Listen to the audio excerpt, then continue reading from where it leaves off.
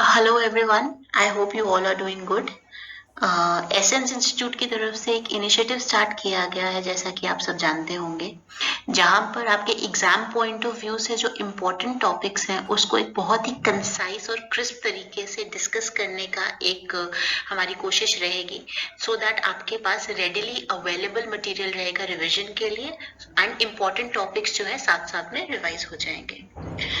History का module जो है वो ऑलरेडी स्टार्ट हो चुका है, जिसमें इंडस वैली सिविलाइजेशन और वैदिक कल्चर को डिस्कस किया जा रहा था। आज जो है ये पहला आपका लेक्चर है इन्वायरमेंट एंड इकोलॉजी का, जहां पर आज हम डिस्कस करेंगे इकोटोन्स के बारे में। Right, so let us begin with the lecture. Ecotone. अब इकोटोन होता क्या है? As you all know, ecosystem के बारे में तो आप सबने पढ़ा ही होगा। एक इकोसिस्टम एक ऐसा फंक्शनल यूनिट है हमारे एनवायरनमेंट का, जो अपने आप में बेसिकली क्या है, एक सेल्फ सफिशिएंट यूनिट है। राइट, मेजर हो सकता है, माइनर हो सकता है, नेचुरल हो सकता है, मैन मेड हो सकता है, जहां पर आपका मैटर और एनर्जी जो है वो इंटरचेंज हो रही है आपके बायोटिक और एबायोटिक कंपोनेंट्स के बीच में। अब बेसिकली आपके इकोसिस्टम्स बहुत तरह से हैं। टेरेस्ट्रियल हो सकते हैं, एक्वेटिक हो सकते हैं। टेरेस्ट्रियल में आपके पास फॉरेस्ट हो सकती हैं, ग्रासलैंड्स हो सकते हैं। राइट, आपके क्या कहते हैं, डेजर्ट्स हो सकते हैं। तो इकोटोन बेसिकली एक कॉन्सेप्ट है जो बताता है कि जब आपका एक इकोसिस्टम खत्म हो रहा है और दूसरा शुरू हो रहा है, तो ऐसा तो है नहीं कि यहाँ पर फॉरेस्ट खत्म हुआ और यहाँ से आपका डेजर्ट स्टार्ट हो जाएगा। ऐसा नहीं होता है। एक स्लोली और ग्रेजुअल तरीके से जो है आपका एक इकोसिस्टम दूसरे इकोसिस्टम में ट्रांसलेट करता है। फॉरेस्ट आएगा, फॉरेस्ट के बाद में भी आपको ग्रासलैंड देखने को मिले, ग्रासलैंड के बाद आपको डेजर्ट देखने को मिले। सिमिलरली अगर मैं कहूँ फॉरेस्ट है, यहाँ पे खत्म हो और यहीं से आपकी नदी बहनी स्टार्ट हो जाए, ऐसा नहीं होता। फॉरेस्ट और रिवर के बीच में आपको जो है कुछ ना कुछ एक लैंड मिलेगा, जो बेसिकली आपका फ्लड प्लेन कहलाता है, आपका जो बेसिकली एक्वेटिक इकोसिस्टम का एक पार्ट रहता है। Right, so ecotone is nothing but एक जोन होता है, एक जंक्शन होता है जो ट्रांजिशन दिखाता है एक इकोसिस्टम से दूसरे इकोसिस्टम में। डाइवर्स इकोसिस्टम्स के बीच में जो जोन ऑफ ट्रांजिशन आएगा, जो जोन ऑफ जंक्शन आएगा, उसको बोला जाता है इकोटोन। राइट, ये एक ऐसा एरिया होता है जहां पर आपकी दोनों तरफ के इकोसिस्टम्स की, दोनों तरफ के बायोम्स की कम्युनिटीज जो है मीट करती हैं और इंटीग्रेट होती हैं। फॉर एग्जाम्पल, जैसे मैंने आपको बताया, डेजर्ट और फॉरेस्ट के बीच में ग्रासलैंड पड़ेगा, फॉरेस्ट और रिवर के बीच में आपका जो है रिवर की फ्लड प्लेन पड़ेगी। वैसे ही मैनग्रोव्स हैं जो बेसिकली आपको मरीन और टेरेस्ट्रियल इकोसिस्टम के बीच में दिखेंगे। राइट, जमीन जहां पर खत्म हो रही है और जहां पर आपका समुद्र शुरू हो रहा है, दोनों के बीच में एक जोन ऑफ ट्रांजिशन जो आएगा वो आपके एस्चुराइन इकोसिस्टम्स आएंगे, जिसमें से मैनग्रोव्स उसका एक हिस्सा है, आपके डेल्टाज उसका हिस्सा है। राइट, तो अदर एग्जाम्पल्स उन्होंने दिए हैं, ग्रासलैंड्स है फॉरेस्ट और डेजर्ट के बीच में, एस्चुरी है फ्रेश वाटर और सॉल्ट वाटर के बीच में, रिवर बैंक है या मार्शलैंड है ड्राई और वेट आपके लैंड के बीच में। सो इकोटोन कुछ नहीं है, दो डाइवर्स इकोसिस्टम्स के बीच का जो जोन है, जो ट्रांजिशन में हेल्प करता है, एकदम से अब्रप्ट खत्म नहीं हो, ताकि आपका इकोसिस्टम स्लोली एंड ग्रेजुअली जो है इकोसिस्टम में, इकोसिस्टम की कॉम्पोजिशन में, इकोसिस्टम की ऑर्गेनाइजेशन में आपको चेंज देखने को मिले, उसे बोला जाता है इकोटोन। तो कैरेक्टरिस्टिक्स क्या होती हैं? अगर विड्थ की बात की जाए कि नैरो है कि वाइड है, तो इट इज नॉट डिफाइंड। अगर आप अपना रिवर बैंक देखेंगे, अपना जो है फ्लड प्लेन देखेंगे, तो वो जो फ्लड प्लेन है आपकी, बेसिकली वो फ्लड प्लेन बहुत नैरो भी हो सकती है और बहुत वाइड भी हो सकती है। लेकिन अगर आप ग्रासलैंड की बात करेंगे, तो ग्रासलैंड जो है, जो एक फॉरेस्ट और एक डेजर्ट के बीच में आएगा, वो आपको एक वाइड तरीके से, एक वाइड इकोसिस्टम आपको देखने को मिलेगा। राइट, तो basically it can be narrow और इट कैन बी वाइड। और इसमें जो कंडीशंस होती है ना, वो आपको दोनों इकोसिस्टम्स के बीच की मिलेंगी। अब ग्रासलैंड है, उसमें पूरी तरह से फॉरेस्ट की कंडीशन नहीं मिलेगी और पूरी तरह से डेजर्ट की कंडीशन नहीं मिलेगी, दोनों की इंटरमीडिएट कंडीशंस मिलेंगी। इसीलिए इसको जोन ऑफ टेंशन बोला जाता है। बीच की कंडीशंस मिलेंगी यहाँ पर, जो बेसिकली उस इकोसिस्टम के लिए, उस इकोटोन के लिए यूनिक रहेंगी। ठीक है, अगर मैं बात करूं कि आपका जो नंबर है स्पीशीज का, या जो पॉपुलेशन डेंसिटी है स्पीशीज की, वो कैसी रहेगी, तो जिस इको बेसिकली बाई डायरेक्शनल है, अगर आप फॉरेस्ट की तरफ से बाय डायरेक्शनल है। मैं कहती हूँ बीच में ये ग्रासलैंड है, यहाँ पर फॉरेस्ट है और यहाँ पर डेजर्ट है। तो अगर आप इस तरफ से देखो और आप फॉरेस्ट से ग्रासलैंड की तरफ आओगे तो ऑब्वियसली फॉरेस्ट की जो स्पीशीज है, जो उनकी पॉपुलेशन है, जो उसका नंबर है और जो डेंसिटी है वो डिक्रीज होती जाएगी और डेजर्ट की बढ़ती जाएगी अगर आप इस डायरेक्शन से आओगे। लेकिन अगर आप ऑपोजिट डायरेक्शन से मूव करते हो, if you start moving from the opposite direction, desert से फॉरेस्ट की तरफ आ रहे हो, तो आप देखोगे कि जो डेजर्ट की स्पीशीज है उनका जो नंबर है, उनकी जो पॉपुलेशन डेंसिटी है वो डिक्रीज कर रही है। So depending upon the direction of movement जो है आपकी नंबर और पॉपुलेशन डेंसिटी जो है वो बढ़ती है या घटती है। So usually the number and the population density of the species of an outgoing community decreases as we move away from the community और इकोसिस्टम, राइट। और अगर हम एक वेल डेवलप्ड इकोसिस्टम की बात करें तो एक वेल डेवलप्ड इकोटोन में आपको कुछ ऐसी स्पीशीज भी देखने को मिलेंगी जो उसमें यूनिक है।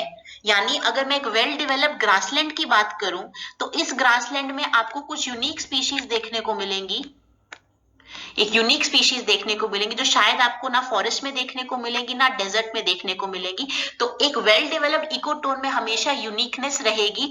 क्यों यूनिकनेस रहेगी? बिकॉज ये कुछ ऐसी स्पीशीज को भी सपोर्ट करेगा जो शायद उसके अडजॉइनिंग इकोसिस्टम्स में आपको देखने को नहीं मिलेंगी, राइट। तो कुछ ऐसे ऑर्गेनिजम्स रहेंगे जो हमेशा डिफरेंट रहते हैं।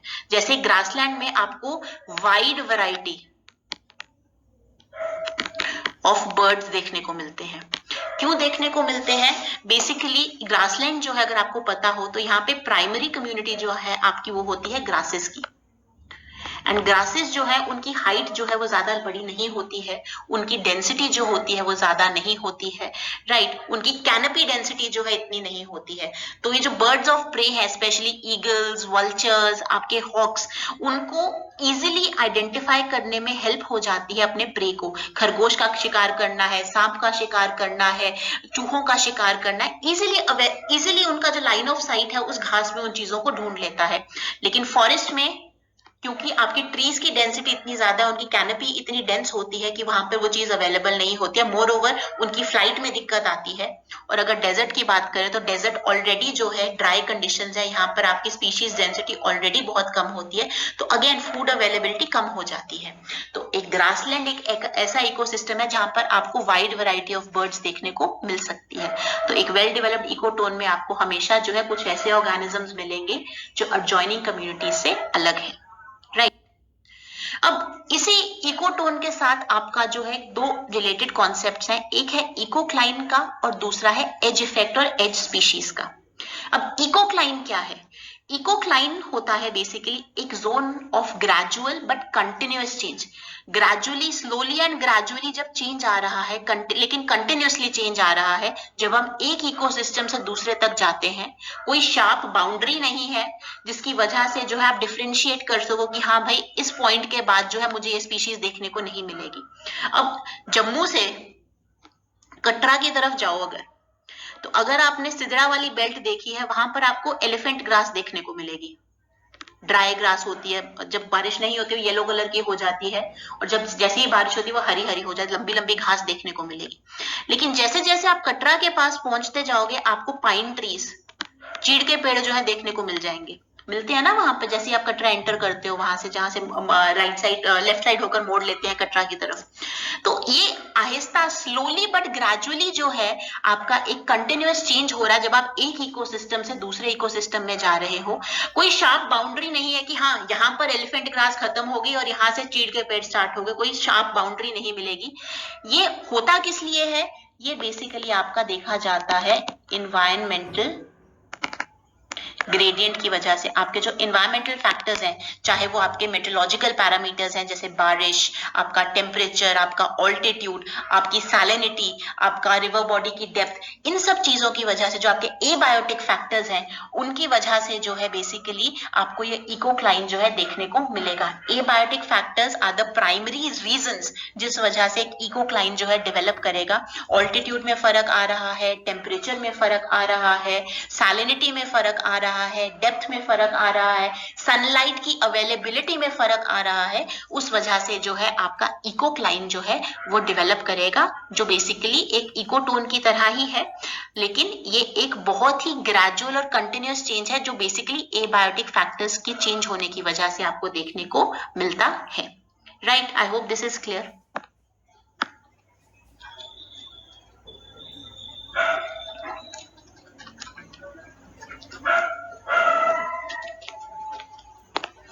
Right, moving on to edge effect and edge species. अभी मैंने आपको पिछली स्लाइड में बताया कि एक वेल डेवलप्ड इकोटोन जो होता है उसमें आपको कुछ यूनिक स्पीशीज देखने को मिलेंगी जो उसके एडजॉइनिंग इकोसिस्टम्स में आपको देखने को नहीं मिलेंगी। राइट, तो बेसिकली एज इफेक्ट और एज स्पीशीज क्या कहता है? It refers to the changes in population और community structures that occur at the boundary of two habitats. Basically आपके दो हैबिटेट की बाउंड्री पे जो आपकी पॉपुलेशन में या कम्युनिटी के स्ट्रक्चर में चेंज आ रहा है उसको रेफर करता है। अब होता क्या है, इकोटोन में बहुत बार ऐसा होता है कि आपको नंबर ऑफ स्पीशीज या उनकी डेंसिटी जो है ज्यादा देखने को मिलेगी उसके एडजॉइनिंग इकोसिस्टम से, इसको बोला जाता है एज इफेक्ट। फॉरेस्ट में भी आपको बर्ड्स देखने को मिलेंगे, डेजर्ट्स में भी आपको बर्ड्स देखने को मिलेंगे, लेकिन जो नंबर ऑफ बर्ड्स आपको ग्रासलैंड्स में देखने को मिलेंगे वो रिलेटिवली ज्यादा है। फॉरेस्ट में भी आपको घास देखने को मिलेगी, डेजर्ट्स में भी कुछ एरियाज में ग्रीन पैचेस में जहां पे आपको थोड़ा बहुत वाटर अवेलेबल होगा वहां पर भी आपको घास देखने को मिलेगी, लेकिन ग्रासलैंड्स में उस ग्रास का जो नंबर है और उसकी जो डेंसिटी है और जो वैरायटी आपको देखने को मिलेगी वो हमेशा ज्यादा रहेगी। तो कभी कभार होता क्या है, जो स्पीशीज का नंबर है और उसकी जो डेंसिटी है इकोटोन में वो ज्यादा रहती है as compare to either community जो जिसको वो सराउंड कर रहा है। इस इफेक्ट को एज इफेक्ट कहते हैं। बेसिकली एज पर हो रहा है ना, जहां पे आपका स्ट्रक्चर चेंज हो रहा है, आपका पॉपुलेशन या कम्युनिटी स्ट्रक्चर जहां पे चेंज हो रहा है, boundary edge of two habitats ecotone पे चेंज हो रहा है, इसीलिए उसको एज इफेक्ट बोला जाता है। राइट, और ऐसे ऑर्गेनिजम्स जो प्राइमरीली यूनिकली आपको सिर्फ इस इकोटोन में देखने को मिलेंगे या फिर सबसे ज्यादा इस इकोटोन में देखने को मिलेंगे as compare to either of the surrounding communities, उनको बोला जाएगा एज स्पीशीज। ना फॉरेस्ट में देखने को मिल रहे हैं इतने ज्यादा, ना डेजर्ट में देखने को मिल रहे हैं आपके, ना फॉरेस्ट में इतनी ज्यादा उनकी पॉपुलेशन है, ना डेजर्ट में इतनी ज्यादा पॉपुलेशन है। ज्यादा पॉपुलेशन, उनकी ज्यादा डेंसिटी इकोटोन में ग्रासलैंड में देखने को मिल रही है, उनको बोला जाएगा edge species. Right, in the terrestrial ecosystems edge effect is specially applicable to birds, specially applicable to birds, reiterating the fact जो मैंने आपको अभी समझाया कि भाई ग्रासलैंड में जो है इकोटोन में जो है इकोटोन ग्रासलैंड में आपको बेसिकली उनका लाइन ऑफ साइट और उनको फ्लाइट में जो है दिक्कत नहीं रहेगी और रेडिली अवेलेबल फूड सोर्स है, तो इस वजह से ग्रासलैंड में जो बर्ड्स ऑफ प्रे हैं उनका जो आपको पॉपुलेशन डेंसिटी देखने को मिलेगा, उनका जो नंबर है आपको देखने को मिलेगा वो हमेशा ज्यादा रहेगा।